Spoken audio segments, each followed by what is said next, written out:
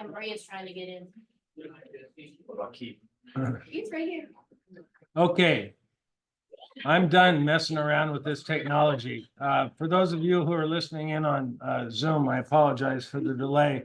Technology, as you know, is the bane of my professional life, but I've got students here who, like you, Charlotte, referring to my daughter, know a lot more than I do. And they tell me, unlike you, Charlotte, that I need not be embarrassed due to my deficits. Just kidding. So I want to introduce you to Michael, who's here. I'm going to make some preliminary announcements, but this is Michael Anderson, and I will introduce him in a more formal way momentarily. I hope some of you have had an opportunity to read some of the material that I posted that gives you obviously a more detailed and in-depth introduction to Michael's life and our story together professionally and as friends. But let me just start by telling you, especially those who may not have read the chapters that I posted, just how we got introduced to one another. So in short, we go back about almost 50 years to when I graduated from law school in 1977 at Gonzaga, which is in Spokane in Eastern Washington. After graduation, I went down to the Tri-Cities, which is southeastern Washington. It's 3 smaller communities, not far from Walla Walla, the town that they like so much, they named it twice. And I was raised down there. My father had a law practice down there. So he was kind enough to hire me and give me a job out of law school. The litigation firm, they primarily did litigation, personal injury, they did family law, and they did a lot of criminal defense work. So I immediately hit the ground running, trying jury cases and being a courtroom lawyer, which was exciting and interesting. But of course, being right out of law school, I started with relatively less complex, more minor cases.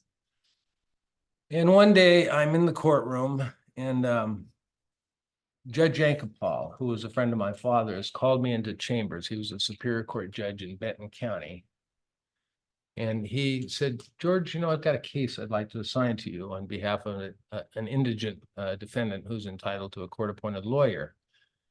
And I said, oh, great. You know, he knew I was interested in doing criminal work. So I thought he was going to give me an interesting drug case, maybe, or maybe, who knows, a drunk driving case or a DV case or something of that nature.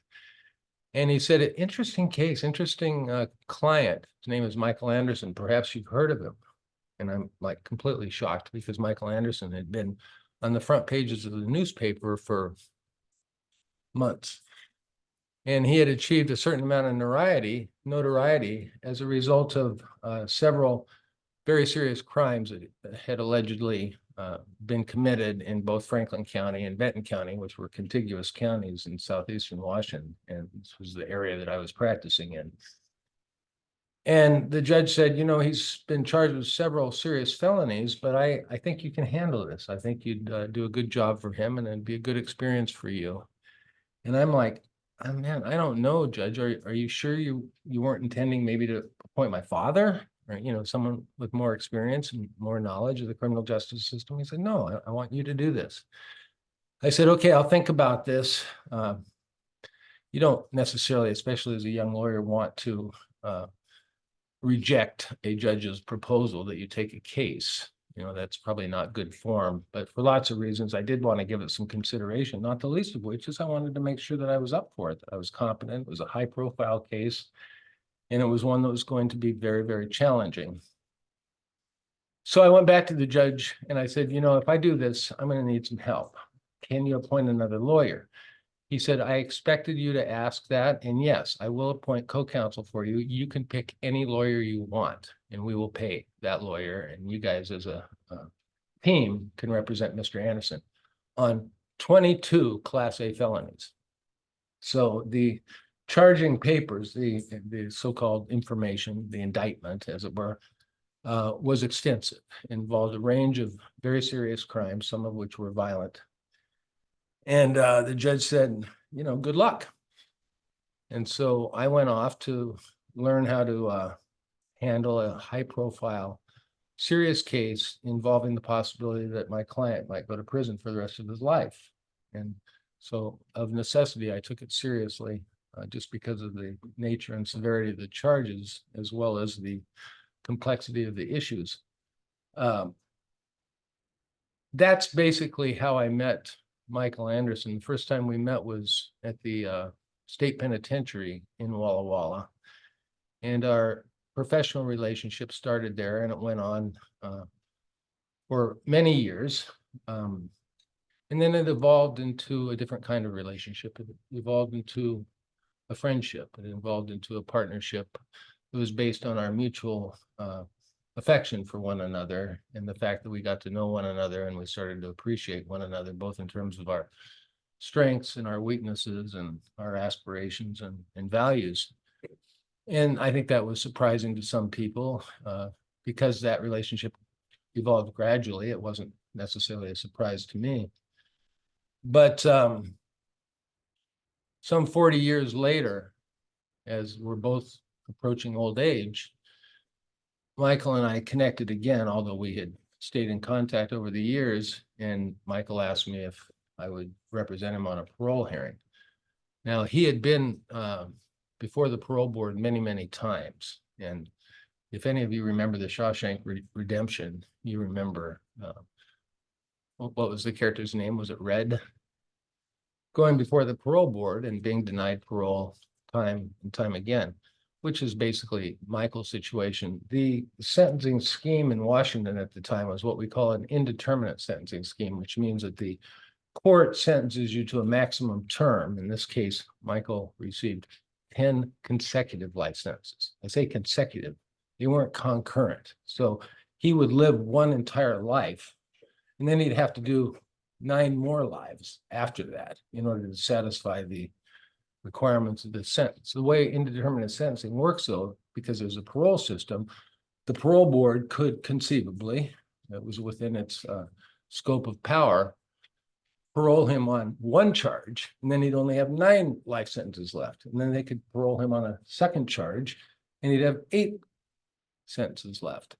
And so he would have to work his way through the necessity of getting paroled on each of those 10 charges before he would be entitled to a full release from prison. So by the time I got involved in about 2018, 2019, I believe, Michael still had 3 or 4 life sentences still to complete. And I think his initial his initial early parole date was the year 2056. That was the earliest he could be paroled. He would be like, what, 110 years old or 100 years old or something at that point. And so our desire, our goal was to see if we could get that down to something that was more realistic, hopefully something within just a year or two of the time that we talked about going back for the parole board. It turned out that he did get paroled, and Michael has now been out of prison since for about almost 3 years, 2 years, 2 to 3 years. 3 years. 3 years in June, and he's back in Spokane. Michael continues to be married to the same woman that he married in the early 1980s and that he has known since he was 15 years old, who's the mother of his 3 children. They have several grandchildren and several great-grandchildren. This woman, and this is an interesting part of the book, in my view, notwithstanding that I wrote the book. This is a woman who stayed with him throughout the entirety of his sentence, who visited him on a regular basis, who raised his kids and took care of his family during over 4 decades while he was in prison, and was there on the day that he was released a few years ago, and who lives with him now under the same roof in Spokane. So that's how our story started and how our relationship evolved. And I'm proud to call Michael my friend. I want to read just a little bit of this prologue, which some of you may have already looked at, but I think it captures kind of the essence and the thematic content and substance of what we were trying to do with the book. Mike, by the way, had the idea of writing this book and suggested it to me. My thinking was that it would be basically an opportunity, a vehicle to talk about his life his struggles, his challenges, his experience in prison, his relationships, both when he was young and being very dysfunctional, toxic, and destructive, and how that evolved and how he became transformed, and what that took, and how long it took. Michael then insisted at some point that I include some biographical detail and sketches of my own life.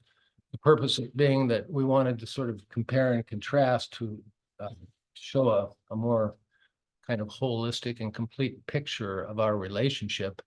And in my view, the reason that I agreed to that was I thought it would be a nice opportunity to juxtapose the life of a white, privileged kid who grew up in a white community, in an affluent, relatively affluent family, who went to prep school, went to college, and had lots of opportunities and choices that perhaps were quite different from the life that Michael faced when he was young, growing up on the streets of Chicago. So that's why the book is The Lifer and the Lawyer, and not just The Lifer.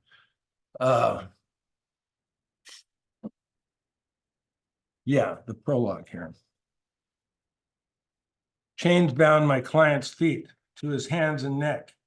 He stood at counsel table, immobile, bent and sad, dressed in a bright yellow jumpsuit, surrounded by a small police force and a mob of reporters anxious to scribble the final words of the terrifying drama. An indignant judge would soon sentence him, a judge who hated his violence, his audacity, and the color of his skin. The judge believed Michael to be depraved and irredeemable, and almost everyone agreed. They wanted him to die in prison. The sentencing was a long time ago, and it is strange to think that it occurred before I had lived most of my life. Now I am nearing old age, looking back more than ahead. My client, too, is getting old, a great-grandfather, a committed, longtime man of God, and still behind bars after 42 years, even though he has killed no one and has been a law-abiding model prisoner for 3 decades. His name is Michael Anderson, and he inspired me to write this book. Anderson has spent almost 16,000 days in a prison cell, where he is officially known as prisoner 287309. I have spent the same time practicing law, teaching law, and exploring the world. The irony is that I believe he has traveled further than I, and his reach, his potential for impacting lives, for doing good, is greater than mine. I'm not envious, because I would never have wanted to trade places. But I look at him with wonder, I respect him, and he has become my friend. As a child, Michael never once heard anyone tell him, "I love you." For him, this is very much a story about emerging into the light out of a dark background, a story about trauma, redemption, transcendence, and learning how to love. For me, a product of privilege, the tale of our connected lives raises questions about how we become who we are. Is it our nature, or is it determined by the conditions to which we are born? Can we change who we are by an act of will? And what is the role of faith? For 40 years, I wondered about the consequence of our different skin colors and family histories. Most significantly, I questioned whether Michael's spiritual and moral metamorphosis came from correctional coercion, inborn will, or divine influence. We imagine our paths are freely chosen, but there is a need to account for biology and history, the random intercession of other people, culture, race, and the mystery of the transcendent. The variables make it difficult to predict the course of any individual life, even though there are those who claim expertise in such matters. This book is a collaborative account of my long journey with my old client and what we have learned about the effects of childhood trauma, the importance of communicating love, the pernicious effects of racism, the purpose of punishment, and the redemptive power of faith and self-knowledge. So with that, let me introduce Michael, and we have lots of time. We don't have to use our entire 2 hours, by the way, but we have as much time as we need, and of course that will include an opportunity for questions and answers. Michael? Thank you, George. You bet. Appreciate that. Hello, everybody. Yeah, it's good to be here. Actually, I consider it an honor to stand here before you today. I made a mess out of my life, to say the least.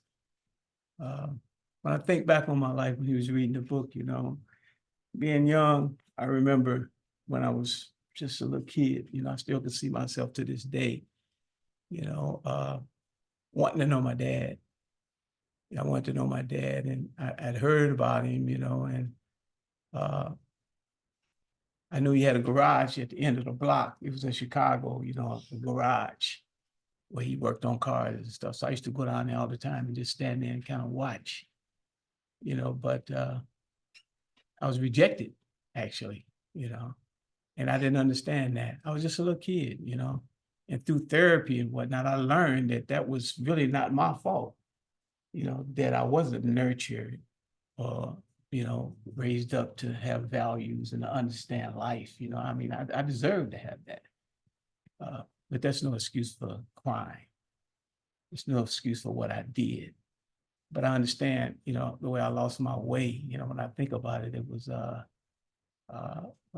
child who got involved in their emotions and their impulses, and that's all I knew, is my emotions and my impulses.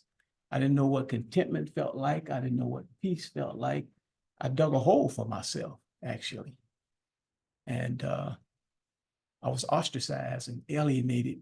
I was rejected, banished. I was a castaway. And I was sentenced to prison for life. And I would still be there today had it been not for divine intervention. That's what delivered me. But my story is much more complicated than that. And one of the things that I'm so glad about is that the darkness, you know, and the darkness is a dangerous place. Most people who live like I did, they don't come out of it. You know, they perish in it. You know, I watch many men die in prison. A lot of people come to prison to die. You know, they be at the end of their road. You know, prison is a very unique place. Most people never spend a day in prison or with handcuffs. I bet you guys, there's a bunch of you in here have never even had a pair of handcuffs on.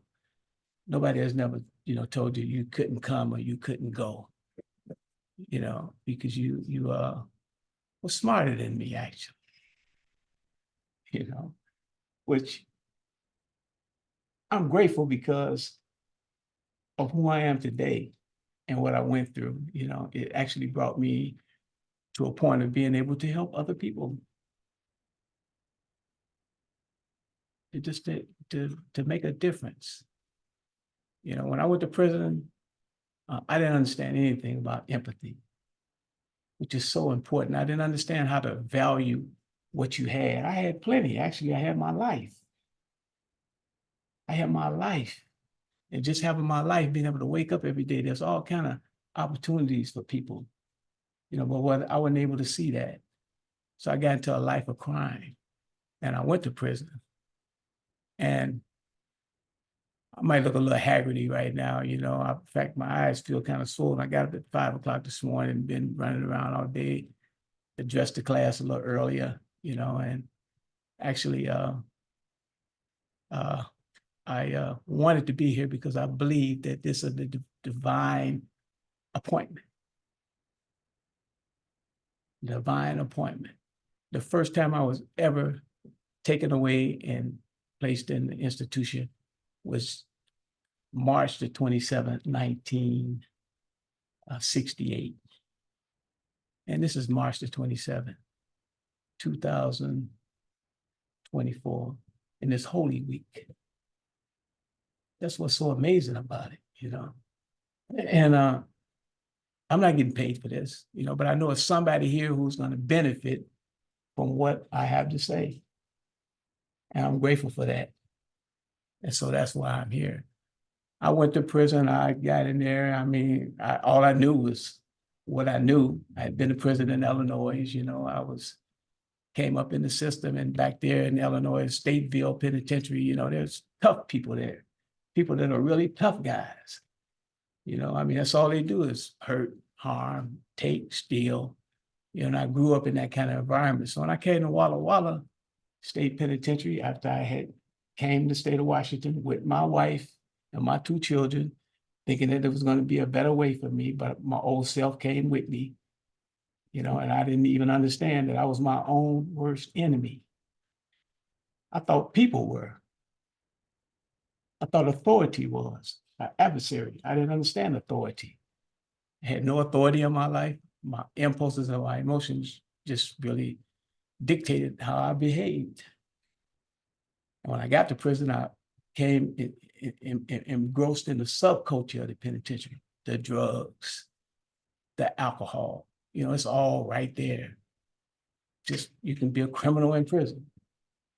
And I was one of the, you know, I spent 10 years in prison. The first 10 years I spent in prison was getting in troubles, you know. And I remember one time I got in trouble and the lieutenant told me when I went to a hearing, and he said, you know, Mr. Anderson, you're your own worst enemy.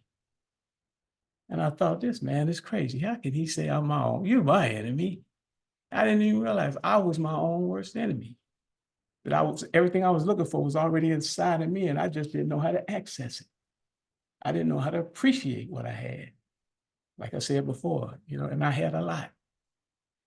I had my mind. And fortunate for me, after I was in there, I met a guy who was an associate superintendent. And God touched that man because he reached out to me. And he said, you shouldn't be in prison for the rest of your life. You know, he said, you're going to do some time, you know, but I don't think you're going to be in prison for the rest of your life. And he laid a foundation after about 10 years or so, I guess, of watching me and whatnot. He laid the foundation. And after if you read the book, gave my life to Christ. Really. That's what happened to me. Can't say anything what happened to anybody else, but that's what happened to me. I was, it's in the book how I was in my cell and the preacher came down to tear and he asked me that I want to give my life to Christ. And I was in there again for, you know, it was a riot on the yard, guards were shooting and it was a bunch of stuff. And I was in the middle of it as usual. And the preacher asked me, did I want to give my life to Christ? And I told him, I said, I've done this before. It don't work for me. And he asked me to do it with him. And so I said the sinner's prayer. And I remember later on that evening, somebody said, now all you have to do is believe. And it kind of just was a revelation. There was an epiphany. It just hit my mind. You know, I said, is that all I have to do is just start believing that I'm different? That Christ is in my life? And that's exactly what I did. The next day, I went the whole day. It's like I told the class earlier. I addressed the student body. The next day, I went the whole day without saying a bad word. Not one bad word. And at the end of the day, I was happy with that. I said, man, I didn't say a bad word all day. And it was something that I was proud of. When I got out of segregation, the chaplain called me over and gave me a job in the chapel. And I thought that was a miracle. I was like, what does the chaplain want me to have a job in the prison? And gave me a job in the chapel. And then he ended up giving me a Bible. And then things just started changing. I felt different. I began to look different. And God began to show me doors and things that I needed to do. I would still be in that place had it not been for him. And I got to give him the glory for it because I would still be there if it wasn't for him. But one thing that can't be denied is the truth. And people knew I had changed. People knew that I was different because I understood. It was all about learning how to protect what I had. You know, in prison it's really amazing because you have to learn how to value, you learn to value your clothing, your underwear. People take it. You do something wrong, everything is taken away from you. You don't have anything, and you put it in a cell and give it a little jumpsuit to wear. And when you do your time in there and then you get out, then you get back what you had. You know, and you appreciate, oh, I got my clothes back now. So I learned to value, you know, what I had. And it was a process of just learning to really care about, you know, the things that you have worked for and protecting them. You know, and then learning about empathy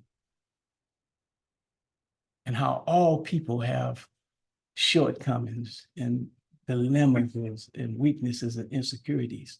You know, that's life. All of us. I was telling the class earlier this morning that, you know, one phone call can change our whole life. One phone call. You can get a phone call and tell you something on the phone, and your whole life would be changed completely around. And that's all human beings. And the thing that I really want to get across today is that people, even though they make a mistake, that's not the end of the world for them. People can change. I have changed. All that stuff I did, you know, when I look back on my life, I can't blame nobody for it. Can't say because I'm Black that I ended up in the condition that I was in. That's not the case. I was a criminal. And the consequences of being a criminal is prison. That's where you're going when you commit crimes. When you get out there and you don't do what you're supposed to do, you're going to pay a price. And a lot of people pay with their life. And that's what makes my situation so unique, is that I still have my life. Now I have a chance to do good. I have a chance to live in the light. I have a chance to make a difference in the world. And I know I'm going to be able to do that. I know all that I went through. It was oh my goodness, what a journey. Almost 16,000 days in a prison cell. Can you imagine that? And then watching your children grow up. My daughter, she was born in 1969. She's 54 years old now. You know, missed all of her young life. They used to come visit me all the time. And, you know, I thought I knew my family. And I came home and I found out I don't really know my own family. Because I was living in a way in prison, you know, you have a relationship, people come to visit, people come and talk to you, but you don't have a hands-on situation. You're not there. When you love somebody, love is patient, it's kind. You know, it doesn't envy, it doesn't boast, it's not proud, it's a hands-on situation. You know, and letters and all that sort of thing, it's good. You know, I mean, I loved them. You know, once I learned how to love, you know, I thought I knew how to love. If I really knew how to love, I would have never left them in the first place, because I would have never did anything that would jeopardize. Just like I do now. I don't do nothing to break the law. Drive my car fast, I ain't even in the car with anybody. If they drive fast, I'll slow down, man. You can get stopped for that, you know. And I appreciate authority. I had to learn that the hard way. Somebody asked a question. I see it here on the phone about it was very interesting. It said, when you decided to work your way up the prison hierarchy, did you think you were going to be there forever? And if not, were you thinking about how it could affect your getting out of prison when they looked at your record for review? You know, when you're lost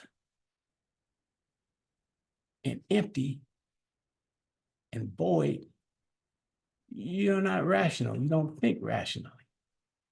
I wasn't able to think rationally. I didn't understand, you know, that I was really burying myself deeper, because that's what the darkness does. It's a place of obscurity. You don't understand. You just don't know any better. So you make a situation worse and worse and worse and worse and worse, until sooner or later you end up falling off a cliff, because that's what it does when you just joyride through life and you just not really conscious of what you're doing. You know, it ends in a bad way. Every time it's going to end in a bad way. And I know that, you know, it really was God who brought me out of it, because when you look at the fact that my wife stuck with me all of that time. I've been knowing that woman since we were teenagers. And then I went to prison and she stuck with me every day that I was in there. Can you imagine that? Put her life on hold. Young lady shook her head like, no way. No way. But it was God that did. That's what I mean about being divine. He gave me somebody to help me to bear my burdens. And now that I'm here, I'm home. Now it's my turn to love her in a way to help her with her situation. Everybody has situations. Everybody needs something. That's just the human condition. Everybody needs something. I don't care how affluent you are. I don't care how much money you got, how many degrees you got. Everybody needs something. Everybody is going through something. Everybody is struggling within themselves to find their way. Trying to ward off diseases and all. I mean, that's what I was talking about earlier, you know, in the other class, how we all of us, we're subject to, look at COVID and the things that just can come in and just how many people it killed. You know, and the way the world is today, we don't know what's going to happen tomorrow. We can wake up and can't even breathe the air no more. And it's not that any of us are exempt from that when we would all just be subjected to it. I think the COVID was like a prelude of things to come because of the way the world is. Isn't that crazy? No matter what you do, we're finite, we're limited, all of us. And I'm ashamed of my past, actually, but it's nothing I can do about that. I can't change the past. If I could, I would. But what I can do is make a difference as I move forward in whosever life I can. I'm here today, hoping that somehow my experience is going to help to enrich your life the way you'll better understand humanity. People deserve second chances. Prisoners are human. A lot of the guards in prison, they don't believe that. You know, they do some of the most wickedest things to you could ever believe. We need overseers, people like you guys to come in and to be watchmen, to be fair-minded, to help to keep the checks and balances, you know, to understand that people are people no matter what. And that's one of the things that really bothered me being in that place all that time, is that a lot of people considered me not to be a human being no more, really, because I was a number. George read the number and they kind of shut it through me, 287-309. I never forget that number. That's who I was, 287-309. You know, they called that number automatically. I knew that's me. My visit, 287-309. Oh, my wife's here. 287-309. Time to go eat. Time to go to the counselor, you know. And it's really dehumanizing, but that's how prison is. And they make you appreciate what you have. And you're supposed to appreciate what you have. And there's all kinds of opportunities in there to do things to better yourself. And that's what I did. Worked hard on getting out. And now I'm out. I'm gonna stay out. And I'm really looking forward to living the rest of my life for God. You guys got any questions? Yes, sir. So when you decided to turn your life around and give your life to God, were there other prisoners that were kind of on the same boat? How was that? And then if there was, how was that received by other prisoners? That's a good question, you know, because actually I had opposition, you know, my old friends and things. I had a guy, you know, little crew, I had a crew came up to me and said, Mike, man, they say you're a Christian. Tell us it ain't true. And it kind of just hit me like, you know, like, wow, this is a moment. You know, these are partners and, but you know, people who I associated with in there, and we had each other's back. You know, we looked out for each other. But immediately I said, yes, I am. I'm a Christian. And their heads dropped, you know, but it was something that I just had to let go.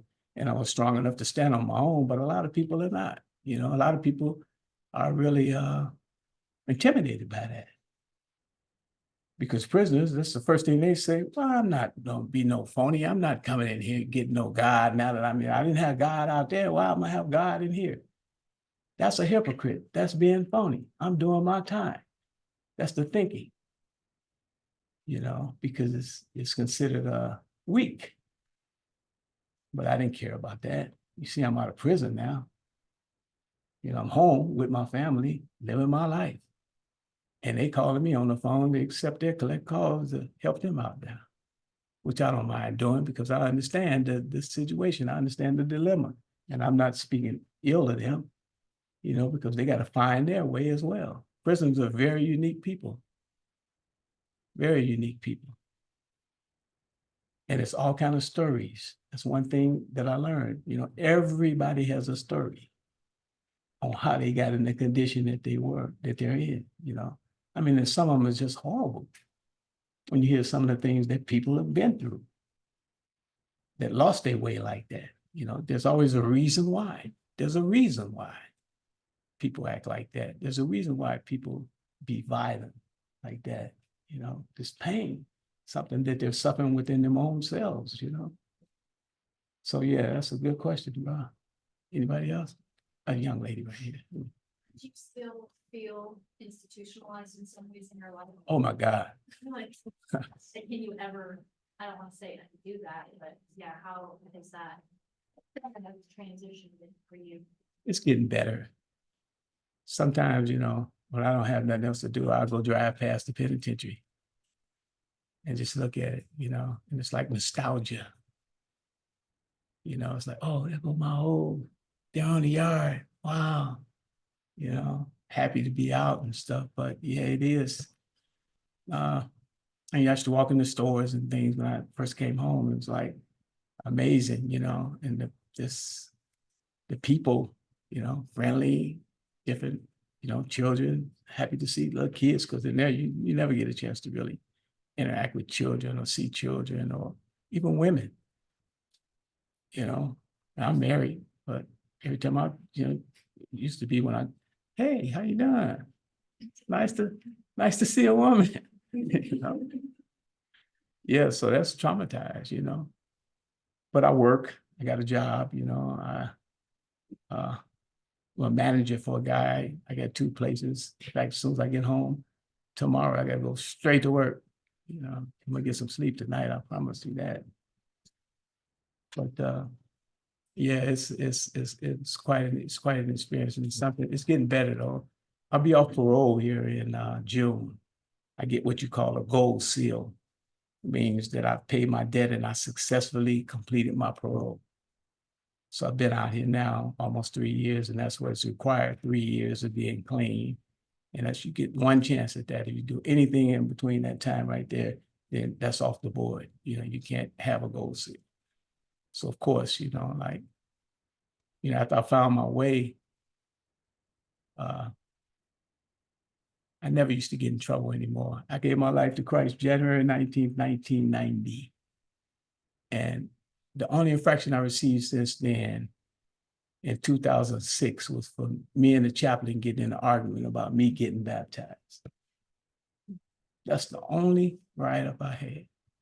And since I've been home, no drugs, no smoking, no weed, you know, none of that type of stuff that can get me violated, you know, or even have to be brought in the carpet about it. You know, my parole officer, in fact, they don't even come see me, you know, because they know, I mean, I'm not doing anything I don't have no business doing.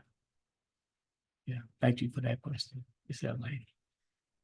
Earlier when you were addressing empathize, that we could change it, and you addressed that moving forward in the future, all you can do is, do better with people like love, learning about your family, loving your wife the way that she deserves. Were you ever given the opportunity or able to make any amends to your victims? That's a good question. That's something that I always wanted to do, but you actually forbid it ever contacting anybody that you committed a crime against. That's a violation. You know, I've written letters and you send a letter and they put it in some type of secure place where victims can come if they want to and retrieve something like that. But, you know, people, in fact, that all the time I did, it's still people that oppose me, coming home. I should read that poster.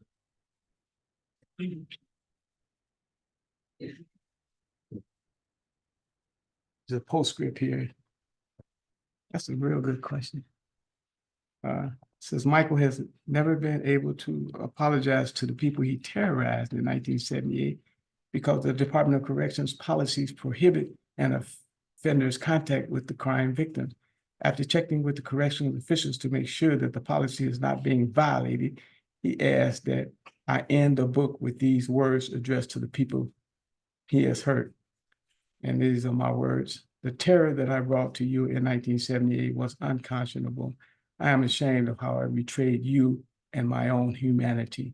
I am sure there has been consequences I will never fully comprehend. I subjected you to unquestionable pain and horror. I owe a great debt to you and to society. I cannot change the past, but today and every day to come, I will strive to be the best human being I can. I ask for your forgiveness in that light. And that was from my heart. Thank you for that question. Yes, ma'am.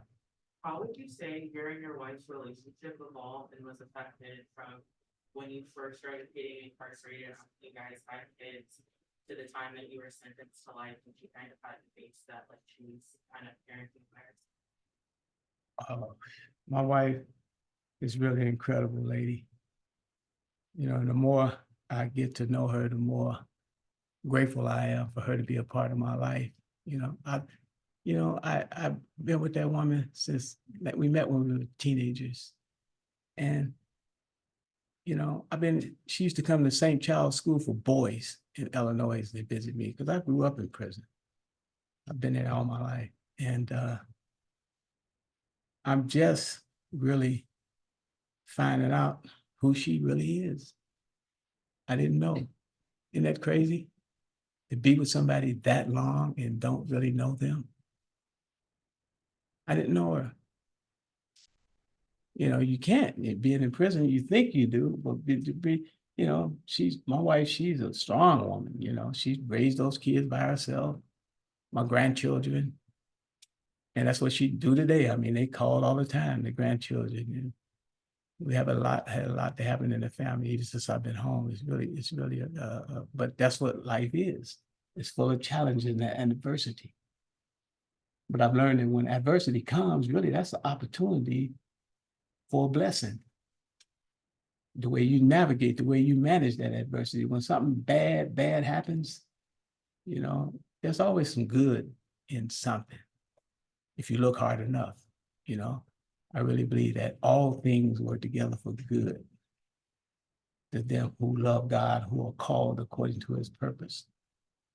That's what the word says. And I've learned that adversity is really an amazing opportunity to really, find good out of it. The bad. Thank you for that question. Right here. Yes, ma'am. I could definitely see how, God played a role in your life in changing that.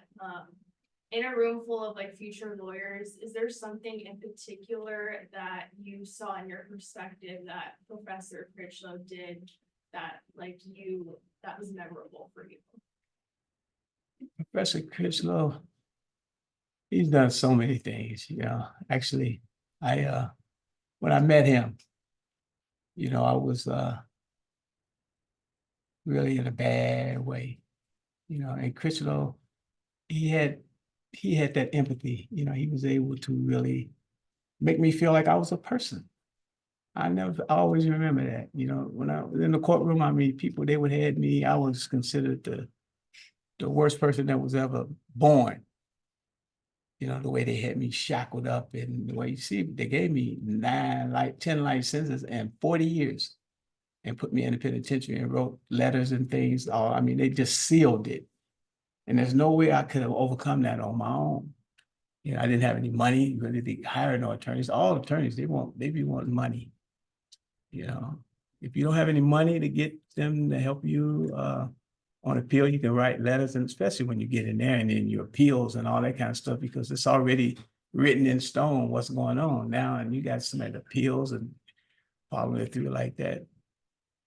But he helped to support me, and it was always I had a feeling, I just knew it in my heart that it was going to be, there was more to it than just a lawyer-client relationship. You know, I think about him through the years, and I'd contact him. Look, I need you to help me. Michael, I'm Dean of Law over here now. I don't have a lot of time. I know a lawyer I can, you know. And so, but he was always my friend, you know. Well, I considered him to be a friendly person to me. And I really appreciated that from George, because it really helped me to have hope. I had hope.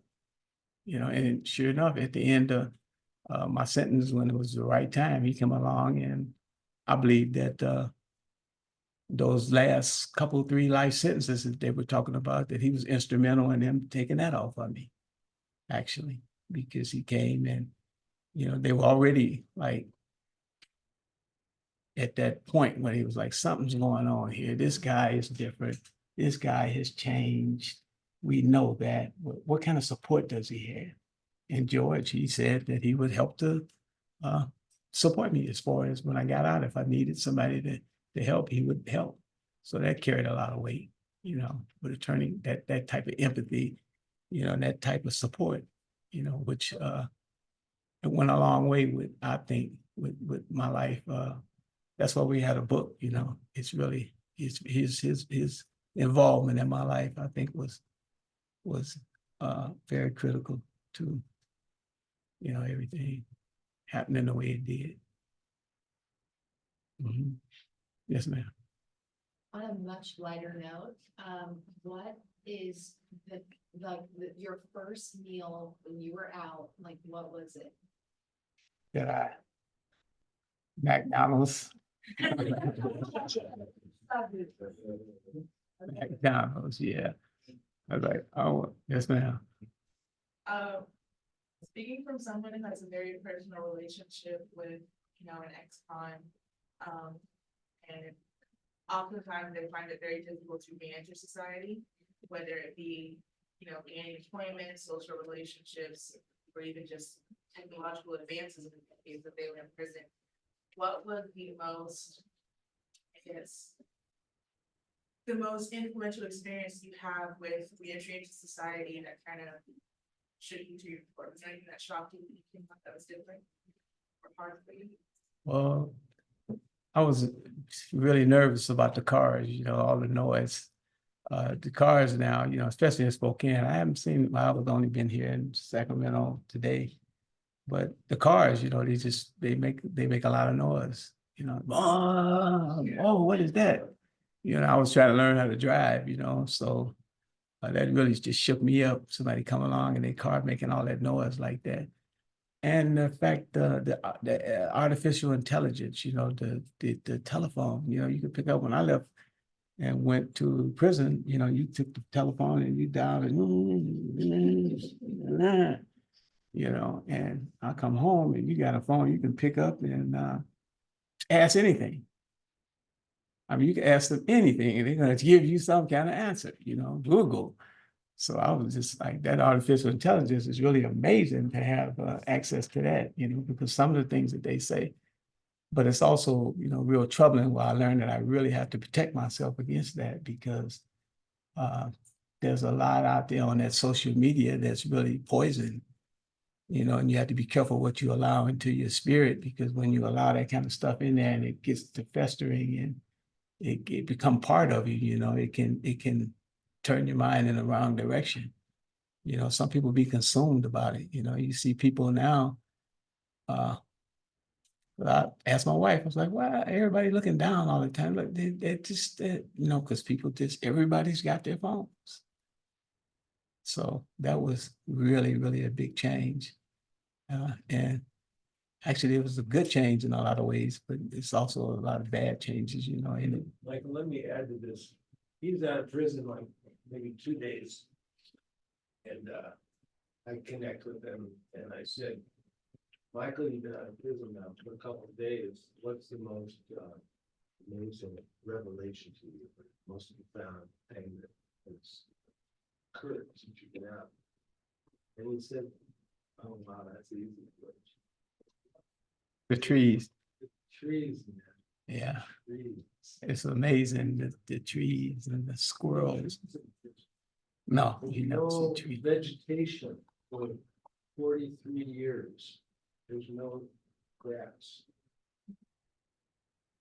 What? Those prisons where he was. There's a lot of gravel and a lot of metal, a lot of plastic, a lot of clunking cars. Yeah, I got several parks, and I always, when I get my driver's license and stuff, I always contribute to the parks. Because I go to the parks, I jog out in the parks, and the parks are just wonderful places, you know, to go there and just to see. And I came here and I see some beautiful trees over here at George's house, you know. I mean, you learn to appreciate things, you know, that prisons helps you to really open your eyes to a lot of things. You know, you learn when you really find your way. And some people come out of there and they do, you know, never go back again. Never go back again. Stop using drugs, all that kind of stuff. But it's really, society has really deteriorated. You know, you see so many homeless people, you know, and that's just really sad, especially with the kind of empathy, you know, I have now, because I have real, genuine empathy, cognitive and emotional, you know. And just to see people, you know, and I know that they got a story, they're human beings, you know, to be the way things have happened now for people just to be. I mean, homeless, what happened? Well, how come people don't have homes no more? So that's really troubling, you know. And I do something about it, you know. I've helped a lot of people. That's one thing, since I've been home, I've never ran out of money. I work hard, you know, and it's really, I don't know how much longer I'll be able to do it. I'll be 71 years old in a couple of months, but I have to find some kind of retirement somewhere, you know. I mean, it's just, you know, the hours, you know, working all the time. You know, I do as long as I can, and I can't, you know, I'm gonna have to do something as far as Social Security or figure out something. You know, I don't know. I got a late start. You know, that's why it's so amazing actually to see you guys, you know, so young and, you know, hungry for knowledge and change and just direction and purpose. And, you know, here it is, you're sitting up in here in school, trying to better yourself, you know, and you're young. So that's really, really to be able to kind of establish that now in your life, you know, rather than when you get older, you know, it's a lot more, gives you a better advantage. You know, I wish I would have stayed in school. I wish I would have continued. And I know it's going to be hard, things happen, but, you know, stick with it. Stick with it and just keep pressing in, you know, irregardless. The world is changing, you know, and you can see it. It's really the way it's going to happen. You know, things are going to perish. This place is temporary, all of it. We're temporary here on this earth. You know, people die, man, all the time. It's what happens. When you're young, you don't think much about it, you know. You know, since I've been home, and my grandson somebody shot him. My grandson, one of my youngest grandsons, and killed him. That was really hard, you know, especially me having the kind of background I have. You know, I was man, I need to do something about this, but I'm not that way anymore. So it's just something I have to live with. But that's life, man. You never know what it's gonna bring your way. Every one of you have a story. People, people probably been to jail. You yourself haven't, but other people or different things in life, that can happen. So, and life happens to everybody.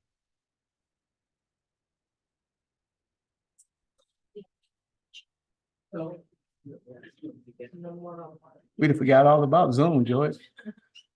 You know how to do this, Michael? I Um, teach you? Wait, let me see. Those are yours.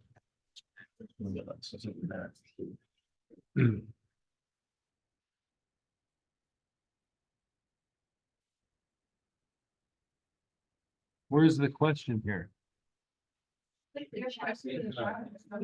Oh, in chat, okay.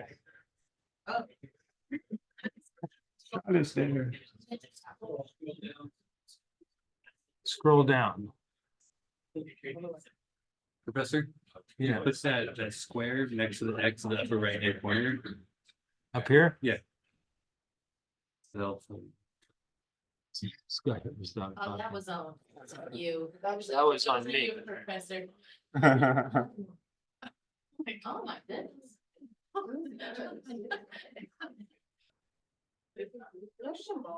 No, it's not Shamal, that's.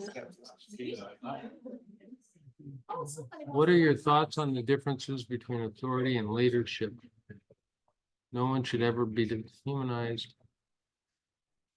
And then Lori. What are your thoughts on the difference between authority That's a lot. and What brings you leadership? joy?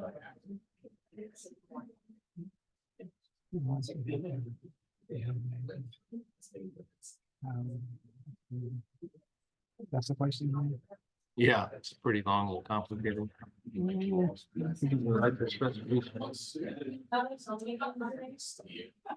So can I ask in the same spirit, what is bringing you joy these days? I like to express appreciation. I think that would be a good one. What's bringing you joy? Wait, S, is that you, Samina? Yeah. Yeah, here's the question. You said, I'd like to express appreciation for the lighter question just posed. Can I ask in the same spirit, what is bringing you joy these days? When I wake up every day, I am happy to have what I have. It brings me great joy to know that I have an opportunity to make a difference in this world now. That I can, in fact, impact people's lives.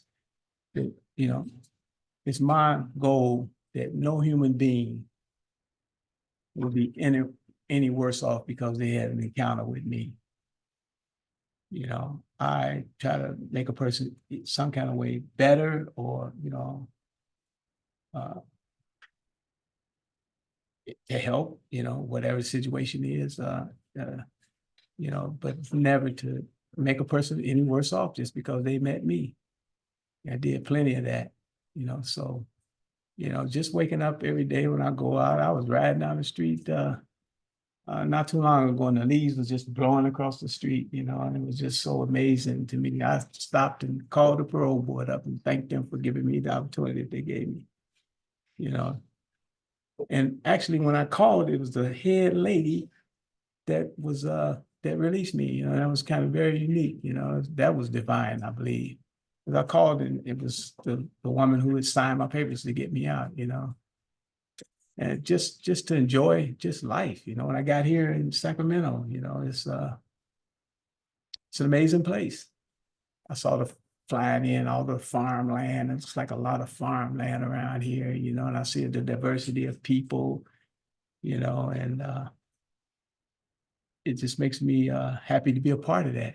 I got my life back. I don't have to go to bed I don't have to go in and shut the door at 9 o'clock no more.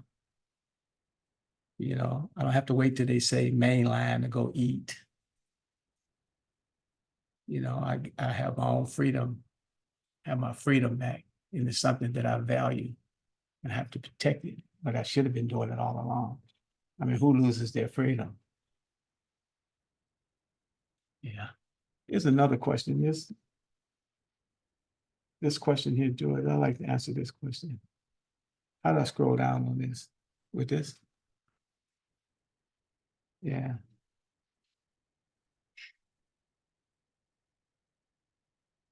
You scroll on that for a minute. Mhm. Got it. Says, I am so sorry people reduced and isolated you to a number, to assign characteristics, always to diminish you as a person. Your spirit and resilience and courage is remarkable. I hope you give yourself credit. It's such a mark of growth to be ashamed of our past and to commit to moving forward. Thank you for that statement. You know, in prison is, it can dehumanize a lot of people, but you know, people who go to prison, they don't have any really respect for what they have. You know, nobody would really, even in anger of a moment, okay, people in there, you shoot your spouse, you can't, you know, do something like that. You learn, and then when you come into prison, it's not dehumanizing because it's to me, it takes away everything that you have actually.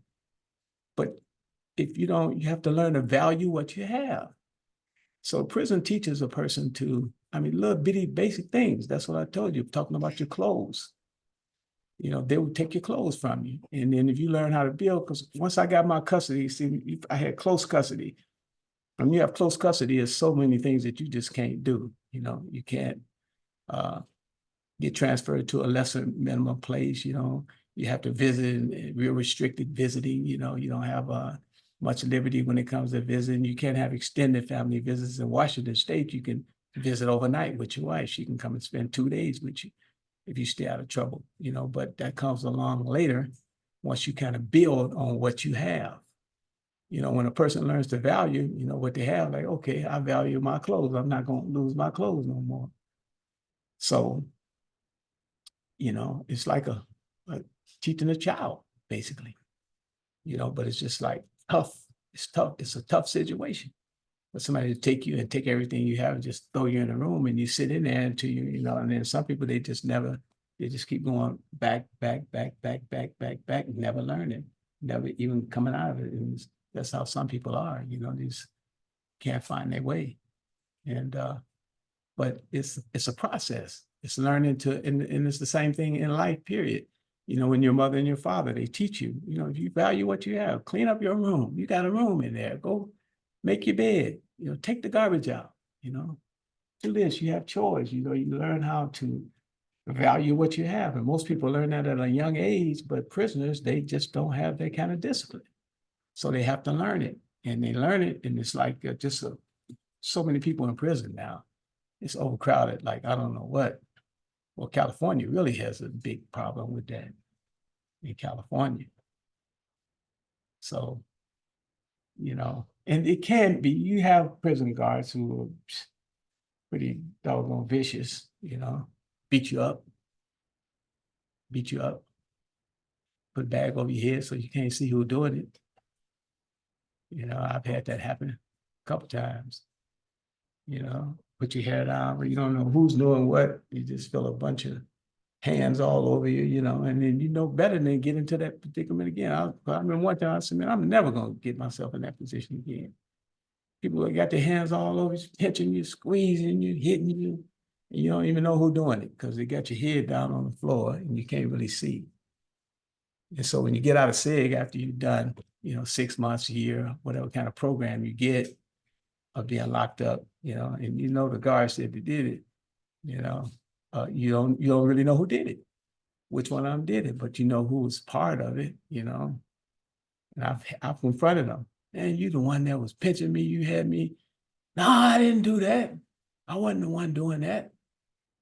Yes, you were. But yeah, it's a heck of a place, I tell you. You guys have any more questions? Are we able to ask questions over Zoom? Yes, yes, indeed. Okay, I apologize. I wrote some of this long message and I just wanted to read it out. I wanted to say thank you for your messages, Mr. Anderson. Like you said, everyone is trying to make it through the day. I believe that you're totally deserving of love and acceptance and peace and home spaces. And I thank you for your story. Like you said again, people, including prisoners, are human. We all deserve second, third plus chances to grow. People are people no matter what. Everyone has a story. There's always a reason why. There's pain. Hmm. I'm curious, when you talk about the fact that you were abused, like I know that it's not always abuse, but I'm so sorry for the abuse that people did put you through. You and I wouldn't abuse somebody even if they were on the wrong path in order to try to teach them a lesson. So in the same vein, I'm wondering, part of my question was, what are your thoughts on the differences between authority and leaders and leadership? Because no one should have ever dehumanized you. That's not how we foster love, acceptance, and change. And then I also wanted to say I'm appreciative of your journey as it stands, but in the spirit of radical imagination, hope, and creativity, I'm curious. If you could go back and had no limitations whatsoever, what would you do for younger Michael to help and to care for him? Thank you both for your vulnerability and candor. And then to finalize this, when you say you're not getting paid for this, is there anywhere to send money to you, Michael, directly, like a GoFundMe or other form of mutual aid, community support, and or compensation for the work and sharing you do? And are there any places where we can access your writing, your ideas, your creations, like in a blog online or anywhere else? And then again, I'm sorry this is disjointed, but I wanted to say I'm sorry for your loss when you were talking about your grandson. Thank you. Yes, ma'am. Thank you. It's wish more people felt like you do. It's really great. It's a real good attitude. Appreciate that. That's a lot of empathy. You really sound like you have a lot of love in your heart. With authority, I think authority is really good. Authority, you have to have authority in your life. Without authority, then we would just be lawless. You have to have authority. And people abuse authority. That's just part of the human experience as well. You're always going to have people who don't adhere to the rules. You're going to always have people who are going to be just naysayers. People who are going to take advantage of a person when they can. And then a lot of the people, a lot of guards do that, the authority, because they have that authority, which is it's pretty unique to have that kind of authority over another person, really. But you have to have authority. And leadership, a real leader, he knows how to delegate that authority, in my opinion, a real leader, because you meet people like, especially the hierarchy, higher echelon of people like in the state of Washington, and in the prison system in Illinois, they're intelligent. People be very intelligent. They sit down and they're talking about, you have to have some people. You have to have prisons. That's just something that has to be, especially in this society that we have anywhere in the world. You have to, people just going to be out of control because they, lose their way or whatever, whatever happens, there's light and there's darkness. That's the whole premise of life, experiencing the light and experiencing the darkness every day. It gets light outside and it gets dark at night. That's for a reason. Everybody have to come out of darkness in a way. It's just a matter of how great is that darkness. Everybody have to find a way out of life. I mean, everybody has something within themselves that oppose themselves. It's just to be able to keep that in check, to be able to keep that person at bay, where he don't dominate or she don't dominate, your thinking or your thoughts, your emotions and your impulses. That's why empathy is so important, to be able to actually feel what another person feel and to be able to, experience it, to understand it, what another person feels. And when you have that, that's really a safeguard, that empathy is really a powerful tool, to have. I found that out, and my empathy is really genuine. I was telling George earlier this evening, when he dropped me off at my hotel, that, the last night, you look at the incident that happened, it was on the news where the cargo ship ran into the bridge. And here people are, there were people up there working on the bridge and it just hit it. And they lost their life just like that, Can you imagine how they felt? And I had to go to the bathroom and wash my face because I think about how they felt when they, how their children feel. Like dad ain't coming home no more.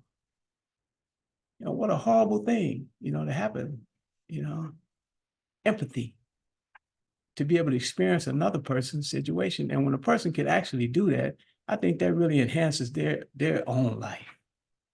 When you can really see into somebody else to understand their pain, to put somebody else's pain in perspective, and to be able to navigate that and negotiate that and then know the word to say, or just the fact that, I believe to have that kind of a mindset to be able to experience another person's situation is very enriching. It just can enrich your life in ways that you can't even imagine. To be able to really consider another person and understand that person and what they're going through. And as lawyers, when you look at, you're going to have opportunity to meet people like that all the time. People call you when they're in trouble, when they're at the lowest in their life, They got some kind of dilemma or something where they're getting to go to prison or hospital stuff. I mean, it could be, this is criminal law maybe going. But it's definitely where you have a chance to really impact and be able to home in and keen in on that empathy. That's key because, that's one of the things that, I could never be a criminal again, ever be a criminal again. I found since I've been home, I never could imagine that I would be the kind of, I found money, people's wallets and things with hundreds of dollars in it, and I can't wait to get it back to them. Just to know they're gonna be happy because they got their wallet back with their money in. It's all kind of opportunities that you have to be able to enrich another person's life when you have that empathy. And you can't really express that enough, because that's one of the main things that I learned, is to be empathetic, and to be able to understand. And that's one of the most painful things about like even being home now, and as far as the trauma, because I know how I hurt other people, but I can't ever change that. When I think about it though, it's like, wow, I lent myself to those kind of endeavors. How could I do such a thing? But people lose their way. And I'm very fortunate to have the opportunity to stand up here in front of you today with a second chance. And like the young lady said, second, third chances, I won't need a third chance. This second chance is gonna be enough for me. Chris got a question. So I was gonna say, like, what resources or skills did you develop use over time to control it? Well, I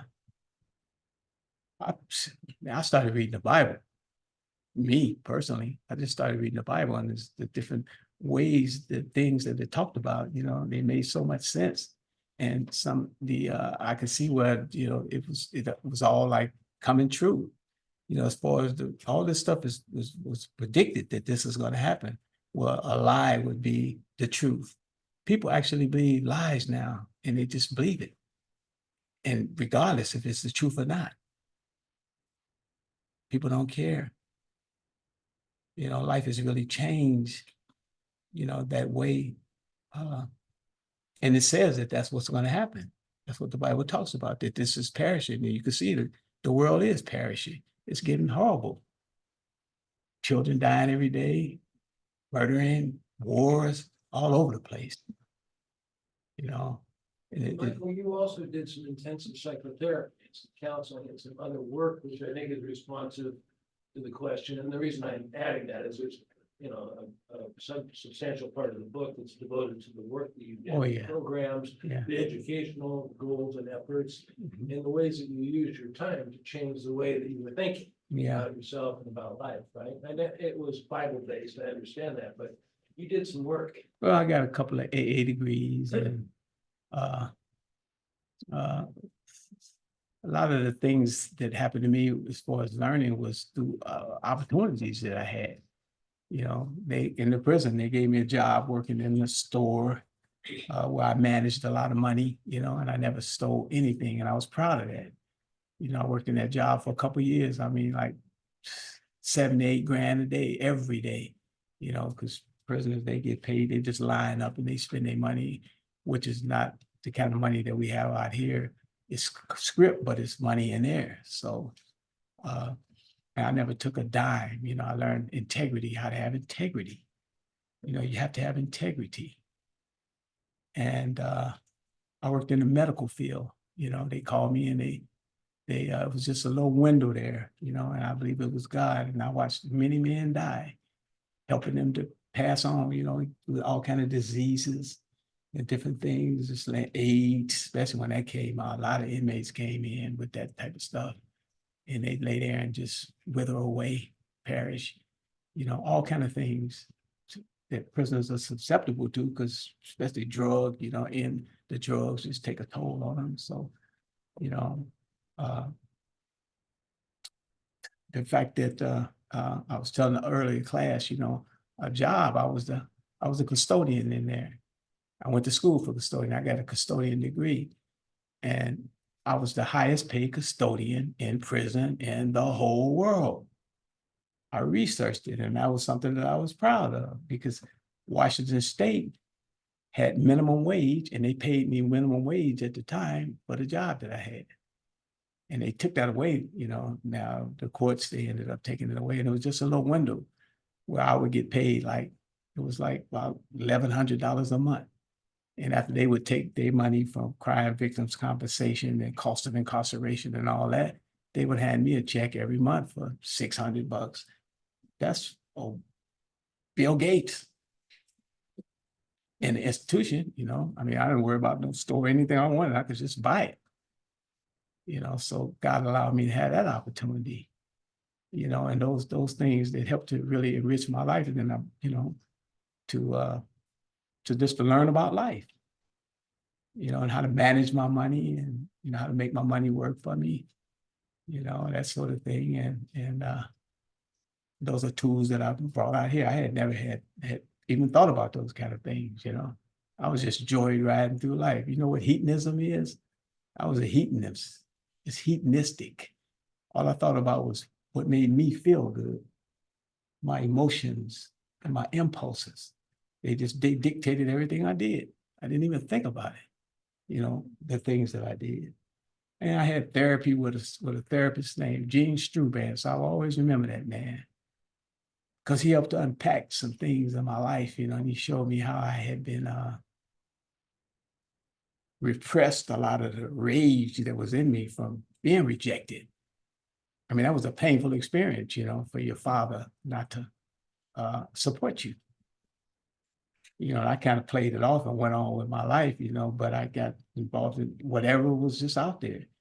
And in Chicago, you know, it was the older guys used to come get me, like, to go fight. Like, oh man, Michael, he's a bad little youngster, boy. He can, you know, and I'd go with him, and I thought it was something special, you know, to sit there, and you call it humbugging, you know, and they bring another tough guy from the other block, and then we humbug, you know, you called it, and that sort of thing, you know. And I grew up, and then it went to guns, you know. I couldn't wait to get a gun, you know. I was like, man, I'm getting me a gun. I got a gun. I was so happy. I thought that on the world, nobody better not mess with me. Now I got a gun. A real one that'll shoot. Thank God I never shot and killed nobody. Nobody died in my crimes and stuff, so I'm really grateful for that. Yeah. Thanks for that question. I was just thinking, because like, you changed so much. Like, from prisons, getting money, doing all this other good stuff now, to move over to say, people like, who act in faith, basically. Like, you created this person, a respectful person, and now you had to change who you were as that person for whoever you're becoming now. Well, yeah, I was really, when I look back at my past, you know, I'm really ashamed of my past. You know, I have no reason to be, you know, I can't really glory in any of that. You know, I mean, I used to be, I thought I was a tough guy. A tough guy is somebody who really goes to school and makes a way, that learns, that invests in themselves, you know, in a way, you know, invested in their, you know, everybody here has mothers, fathers and stuff, you know, you feel one day, hey, I'm gonna help my mom to do this, or I'm gonna help my father to do this, or I'm gonna help my brother, my sister, you know. I never, I got my brother passed away when I was in there. My sister passed away. I got out June 8th, 2021. My sister died June 19th. 11 days later, I got the phone call. Bam, your sister, she just passed away. Ah, God, on the way up there to see her in Chicago. I'm in Washington. You know, never, when you get home, I mean, hug your brother, your sister. Just, it's so amazing to have the opportunity to do that. And we never know what's going to happen. You know, life is so finite and limited. We're so limited. You know, our moms, dads, just to be able to appreciate what we have. You know, Mom, I love you. Wish I had my mother to just say that too. Man, what a blessing to have a mother to say that to in the land of the living. Because we all gonna go the way of death. That's what we do. People, we perish, we live, and we die. Nobody's exempt for that. That's why I don't really understand racism, you know. I can see if people say, okay, I don't die.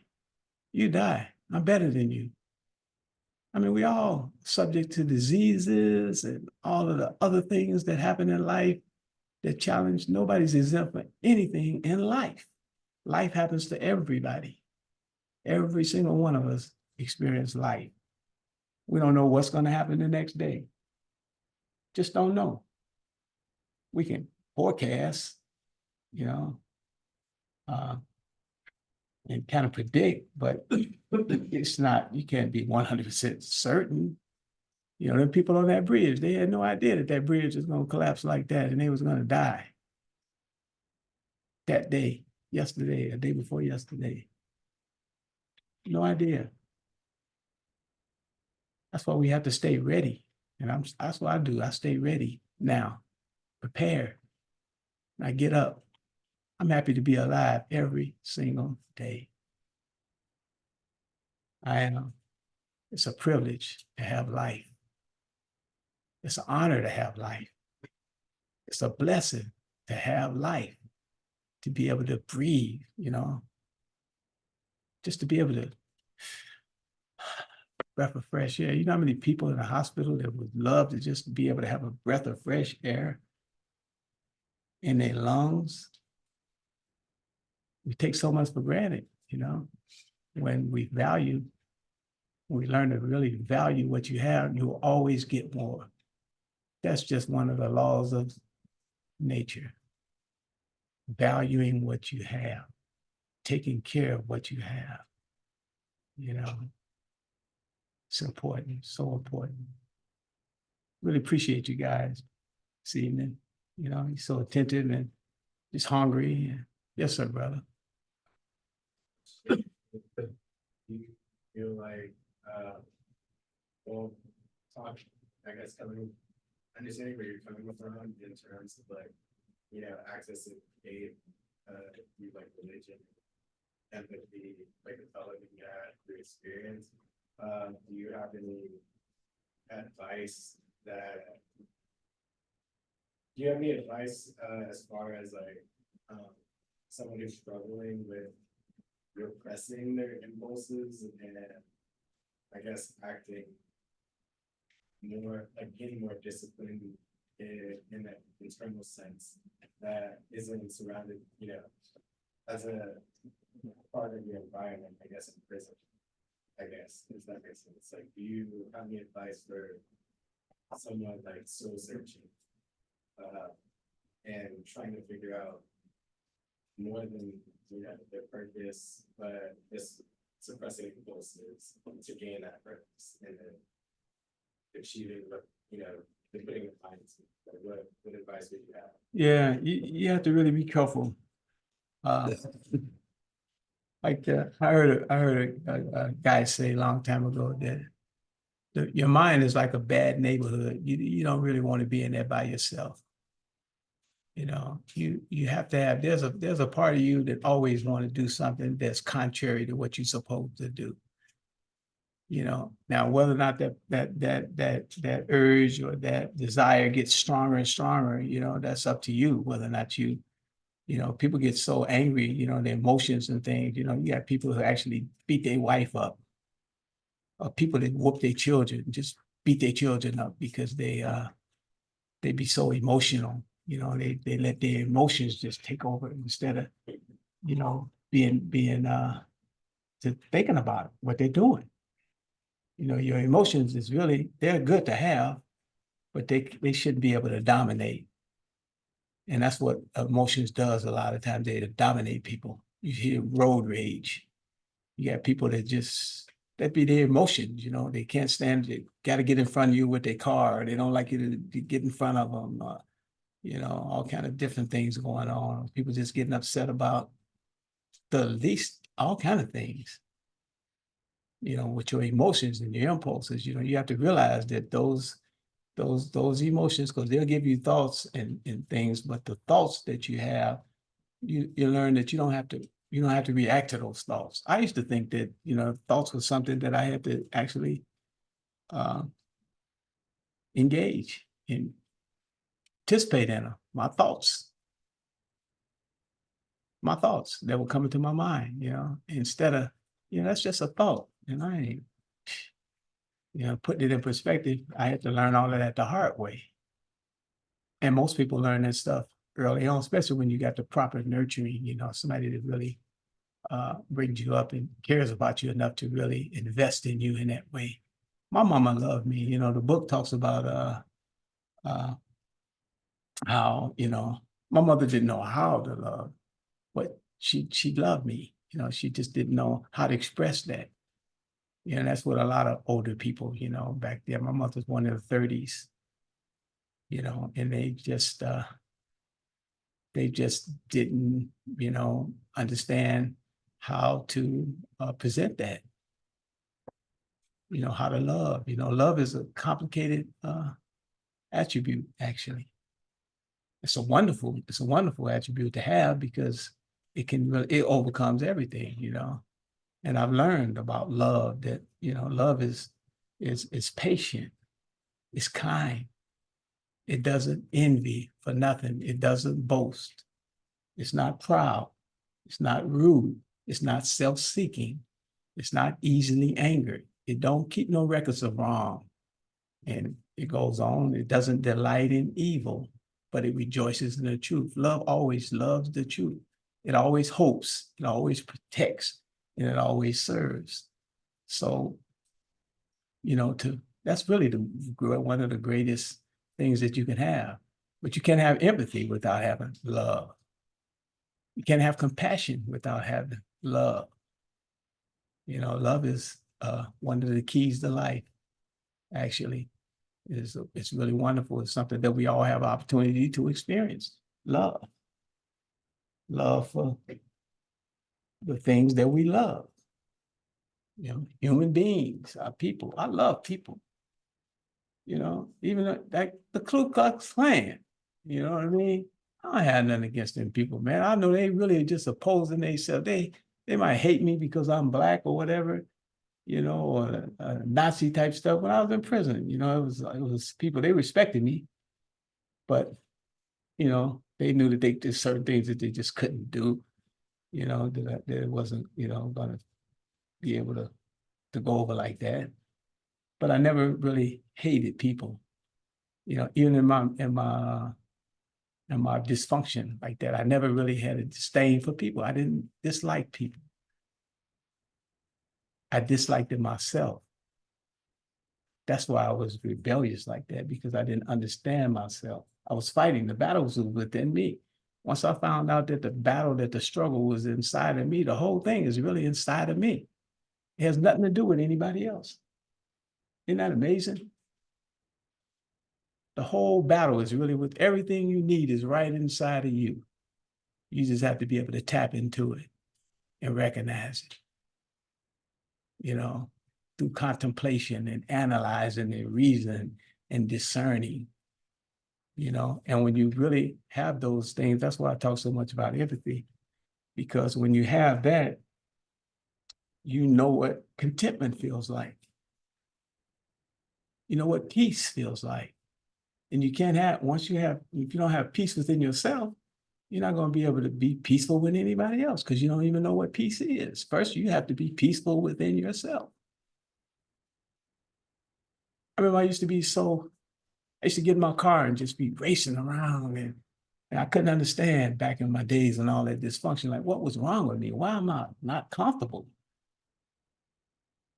Because I didn't know what it was to have peace. The book talks about that. I didn't understand contentment, but it was all inside of me. Now, it's just a calm, it's just a peace. I'm not anxious for nothing. I know that things is gonna evolve the way that they're supposed to evolve, as long as I do what I'm supposed to do. And that's what happened with my life. I get more and more and more and more and more. And I'm here today. It's by divine appointment. I believe that this is going to impact somebody's life. There's the reason for this all. I believe that. This is Holy Week too. And it's really amazing how everything happens to me. It's always signs and wonders, the different things I can see. When I went and saw the boy with George, it was the vernal equinox, where half of the earth is dark and half of it is light. And I believe God was showing me that I understand the darkness. Now I have a chance to understand the light. And just like my deeds, the things that I did in the darkness was just horrible, and it gets worse and worse and worse and worse and worse. The darkness, it don't just stay a little bit of darkness. When you don't have that, no respect for authority, you don't have no empathy, you don't care about nobody but yourself. You think you care about yourself, but you really oppose your own self. That's what most prisoners don't even realize, that they oppose their own selves. And that's my hope, that one day I'll be able to work some kind of way in corrections, especially when I get off parole. I got some things in the fire that I'll be able to help to explain to prisoners the power of a second chance. That it is possible, even with a life sentence. I was condemned. I had a release date of 2000. It ended up being 56, but at first it was 2059. That's a long time. That's still a long time away. Can you imagine it being 24 years old in 1978 and them telling me that, you're done, it's over. And just nailed it, just put me in there and just nailed it shit, but wasn't able to keep me, because I came to my senses and I made a decision in my life. It hasn't failed me yet. And I'm never gonna, I know a lot of people, they're not open for that, and people find their way in different ways, But I know that Jesus Christ is the Son of God. He came and he died and rose for my justification, and I really believe in it. And this is Holy Week, and I'm so glad that he got up out of that grave and made a way for me, that when I leave this earth, I'll have a chance to live forever. Because this body is it's finite, it's perishing. We get older and older and older and older and older, and it's over, and everybody's just gonna have to give account one day. Just think about it. When you look at the way human beings are, we've made intelligence ourselves. We have artificial intelligence. I couldn't believe it one night. I sat up there with the Google TV, and I told my TV, because my wife was sleeping, I whispered to the TV, I said, turn down such and such and such a thing. And Moon said, okay, I will. Just like that. I jumped out. What the heck? It's amazing. And this is what human beings have done. We've made something in our image. But look how corrupt it is. It can take people now and make them say things that people didn't even really say, and put it on TV and make it look like they saying it. They got things where you see, I seen people, you said this out of their mouth. People they haven't even, it's a lie. But make it look like the truth. I mean, it only stands to reason that somebody made us. Somebody created us.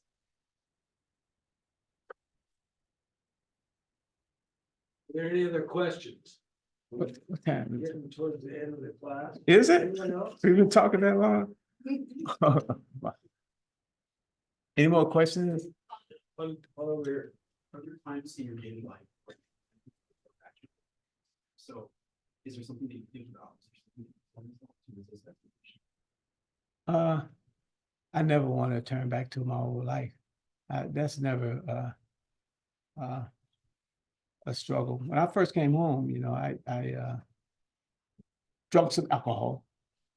It's been a long time, I was like, okay, I'm gonna drink a lot of alcohol, and boom, not drunk or nothing, but immediately my body rejected it. I found out, hey, man, I can't, even for just to sit up at home and have a drink like that, I can't drink it. It's God's not having it. I had to stay away from all that kind of stuff, but criminality, there's no way I could ever commit a crime again, because of my I understand my obligation to humanity. I have an obligation to make sure that any human being that I meet is no worse off because they met me. That's the least I owe to humanity. That's the least I can do, is make sure that I don't make anybody any worse off because they met me. So no, I never have to worry about that again. That's something that, well, I'm 71 years old now, I can't afford to mess up again. If I do anything, I'll die in prison, just like I've seen so many other people pass away like that, and that's the worst thing in the world. One of the worst things in the world to me is to die in prison. It's really a sad, sad thing to die in prison. Never get out, never experience life, just enjoy just what life has to offer. So many things, I can go get whatever I want to eat. George took me to a hot dog place today. It was great. Munich schnitzel.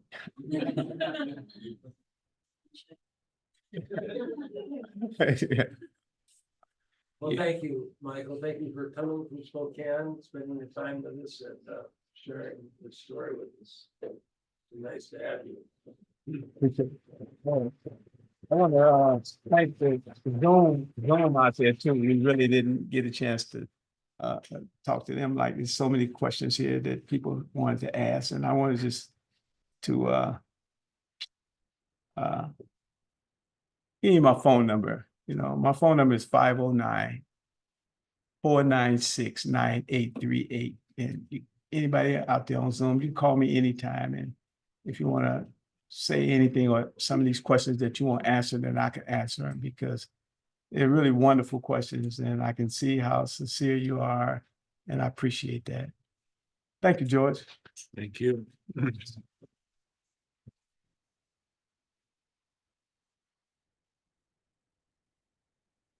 Okay, we will see you all Monday night. Okay, have a great week and a great weekend. Thanks for coming.